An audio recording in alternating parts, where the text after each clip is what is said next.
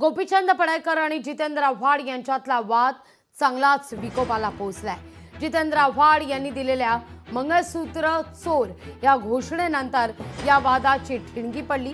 त्यानंतर विधान भवनाच्या लॉबीमध्येच पडळकर आणि आव्हाड यांचे कार्यकर्ते परस्परांमध्ये भिडले। बुधवारी दोघांमध्ये शिवीगाळ सुद्धा झालेली होती। कारचा दरवाजा लावण्यावरून हा वाद झाला। त्यानंतर काल विधान भवनाच्या लॉबीमध्ये दोघांचेही कार्यकर्ते परस्परांमध्ये भिडलेले होते। असं असेल तर आमदार कशाला राहायचं असा संतप्त सवाल यावर आता आव्हाड यांनी उपस्थित केलेला आहे। जर आमदारच सुरक्षित नसतील तर सर्व राड्याचे पडसाद आजही सभागृहात आणि सभागृहाबाहेर उमटण्याची शक्यता वर्तवली जाते। या सगळ्या प्रकरणी आता नितीन देशमुख या आव्हाडांच्या कार्यकर्त्याला ताब्यात घेण्यात आलेले आहे। अद्याप ऋषी टकले यांच्याविषयी जे पडळकरांचे कार्यकर्ते आहेत त्यांच्याविषयी मात्र अद्याप कारवाई संदर्भात स्पष्टता समोर येत नाहीये। या सगळ्याविषयी अधिक माहिती घेण्याकरता थेट जाऊया सभागृहाबाहेर आपले प्रतिनिधी स्वप्नील जाधव यांच्याकडे। स्वप्नील, कालच्या लॉबीतल्या हाणामारीचं हे प्रकरण आणि आजही या मुद्द्यावर विरोधक आक्रमक होण्याची शक्यता नाकारता येत नाही। सभागृहाच्या बाहेरही आणि आतही काय सध्या परिस्थिती आहे?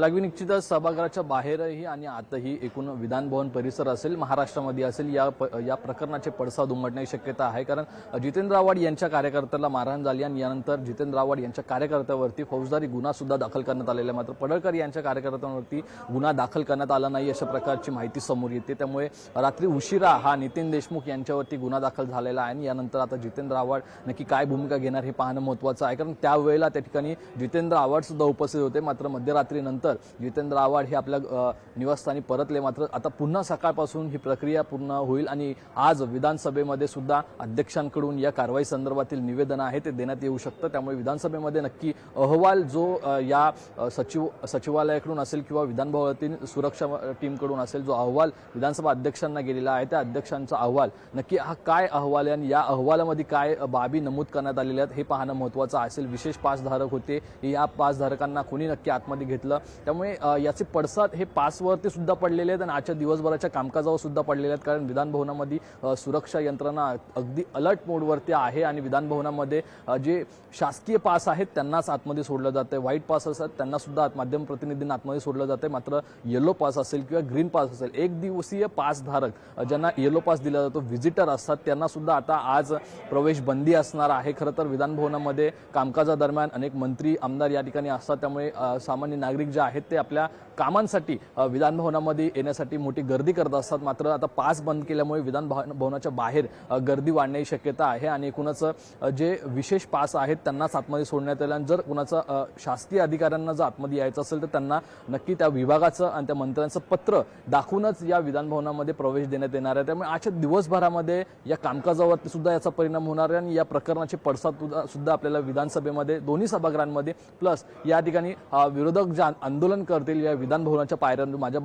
मागे जे पायऱ्या पाहता या पायऱ्यांवरती सुद्धा याच मुद्द्यावरती आज आक्रमकता विरोधकांची पाहायला मिळू शकते। लागवी अगदी स्वप्नील, तुर्तास धन्यवाद तुम्ही दिलेल्या एकूणाच्या सविस्तर माहिती करता। खरं तर या सगळ्या राड्यानंतर पडळकरांनी समोर येत घडलेल्या प्रकारासंदर्भात माफी मागितली आहे। तिथं आव्हाडांनी संताप व्यक्त केलेला आहे। तर या सगळ्या मुद्द्यावर रोहित पवार सुद्धा भाष्य करतायत। इतकंच नाही तर उद्धव ठाकरे, मुख्यमंत्री देवेंद्र फडणवीस, राहुल नार्वेकर अध्यक्ष यांनी देखील या सगळ्या मुद्द्यावर प्रतिक्रिया दिलेली आहे। पाहूया काय म्हणणं आहे या सगळ्या प्रकारावर इतर राजकीय वर्तुळातल्या मंडळींचं। विधानसभेच्या प्रांगणामध्ये जी घटना घडलेली आहे ती अत्यंत दुर्दैवी घटना आहे। याचं अतीव दुःख विधानसभेचा सदस्य म्हणून मला आहे। मी महाराष्ट्र विधानसभेचे अध्यक्ष आणि सभापती हे आवारपूर्ण त्यांच्या अंतर्गत असल्यामुळं मी दिलगिरी व्यक्त करतो आणि याविषयी आमचे सगळे नेते मंडळी यांच्याशी चर्चा करून मी तुमच्याशी सविस्तर बोलतो। अध्यक्ष खोटं का बोलतात? अध्यक्ष खोटं का बोलतात? मला आणि जयंत पाटलांना भेटायला गेल्यानंतर सांगितलं की सभागृह संपू द्या सोडून देऊ आपण माननीय अध्यक्ष विधानसभा आणि माननीय सभापती विधान परिषद यांच्या अंतर्गत हा सगळा परिसर येतो. त्यामुळे माननीय अध्यक्षांनी आणि सभापतींनी याची गंभीर दखल घ्यावी आणि या संदर्भात जी काही कडक कारवाई आहे ती कडक कारवाई माननीय अध्यक्षांनी करावी अशा प्रकारची विनंती मी त्यांच्याकडे केलेली आहे. मला असं वाटतं की अशा प्रकारे एकतर या ठिकाणी इतक्या मोठ्या प्रमाणात लोक जमा होतात आणि मारामारी करतात हे या विधानसभेला शोभणारं नाही आणि म्हणून याच्यावर निश्चित कारवाई ही झालीच पाहिजे. पण ते समर्थक आहेत का गुंड आहेत? आणि ही जर का परिस्थिती या राज्याची आली असेल तर मग विधान भवनाला अर्थ काय? ज्यांनी त्यांना पास दिले त्यांच्यावरती कारवाई झाली पाहिजे. मग तो कोणी असेल ज्यांनी त्यांना पास दिले त्यांचं नाव आलं पाहिजे समोर, कारण हा अधिकार शेवटी अध्यक्षांचा असतो. अध्यक्षांची पण दिशाभूल केली गेली का हा पण विषय आहे. मात्र अशी मारामारी आणि आमदारांना धक्काबुक्की ही गुंडागर्दी आता विधान भवनापर्यंत पोहोचली असेल तर मग हे फार अवघड आहे. ताबडतोबीने गृहमंत्र्यांनी आणि मुख्यमंत्र्यांनी सगळे विषय सोडून या गुंडांवरती आणि त्या गुंडांच्या पोशिंद्यांवरती कडक कारवाई केलीच पाहिजे. तरच तुम्ही या राज्याचे पालक मुख्यमंत्री म्हणून जनतेला तोंड दाखवायच्या पात्रतेचे आहात असंच मी म्हणेन. आज जी घटना विधान भवनाच्या आवारात घडली ही अत्यंत दुर्भाग्यपूर्ण आहे. संसदीय लोकशाहीच्या या मंदिरात अशी घटना घडणं हे कदापि स्वीकारलं जाणार नाही. या संदर्भातला सखोल अहवाल मी मागवलेला आहे. तो बघितल्यानंतर वाचल्यानंतर मी पुढील कारवाई संदर्भातली घोषणा सभागृहात करेन.